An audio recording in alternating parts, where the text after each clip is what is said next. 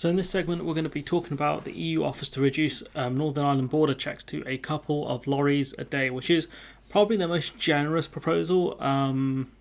It's way more generous than the last year's October proposals, but I think this is as far as they're going to be willing to go here. Could be wrong, famous last words and all that, but when you read through this, it does seem like this is as far as they would go, or as far as they can go. So the EU has initiated a fresh attempt to end the Northern Ireland Brexit dispute with the UK proposals to reduce checks on goods crossing the Irish Sea to a near invisible manner involving just a couple of lorries a day. That's probably a bold strategy, but not that far off the UK's Green Lane idea, really. The UK's Green Lane idea is no checks would happen between goods going from GB to NI, but I think that the EU are saying there'll be extremely minimal checks. Šefčovič, the EU's chief negotiator, said physical checks would only be made when there is a reasonable suspicion of illegal trade smuggling, illegal drugs, dangerous toys, or poisoned food.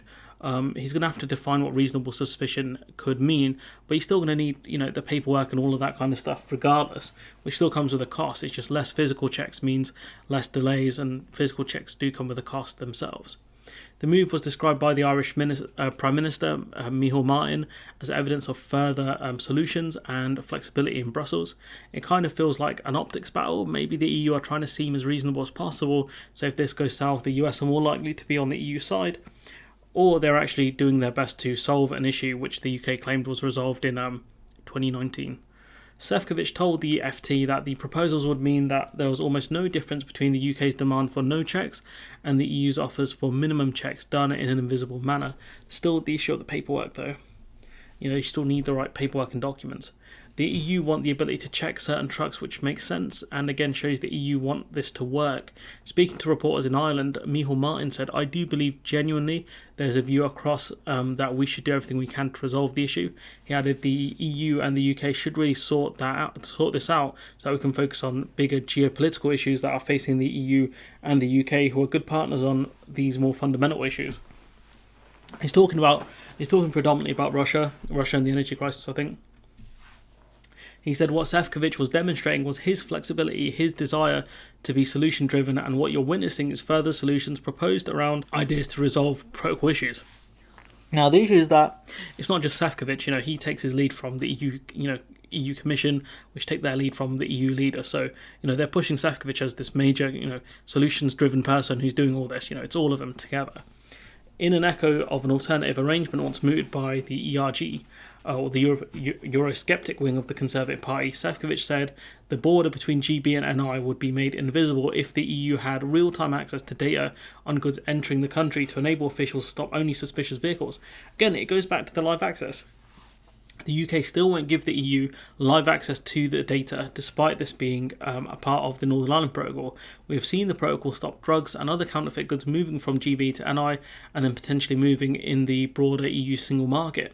UK sources have this year complained that they have built a system to give access to such data to the EU, but Brussels are yet to use it.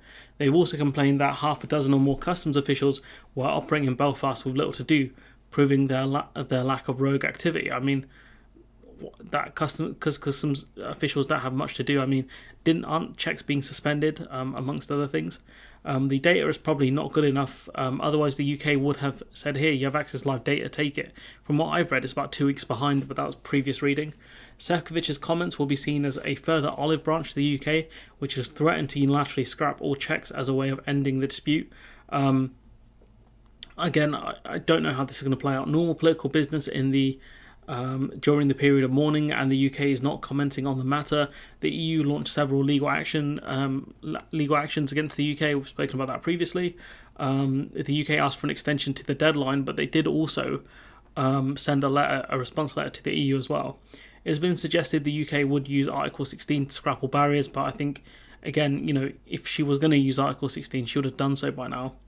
And it's now unlikely, given that the government business has kind of been suspended due to the death of the Queen. As of Monday, the UK has not requested a further delay to the deadline, and the legal and political responses to the Brexit dispute have been decoupled for the moment.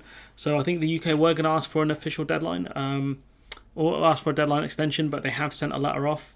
I think it was sent before the deadline concluded, which was interesting. We don't know the contents of the letter specifically, but we do know that the UK have said they're going to extend grace periods on goods moving between GB and NI, which is further going to annoy the EU, but depending on which order the videos come out in, you might have seen that one first.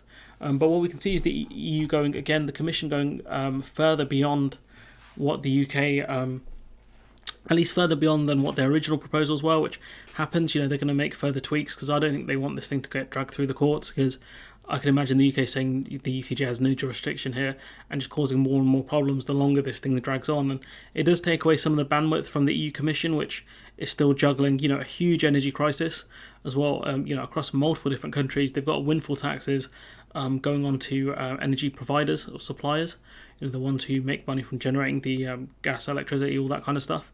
So they've generated a lot of money through that. But again, dealing with the UK takes the bandwidth away from the Commission, which makes it harder for them to deal with other issues like the big Russian bear.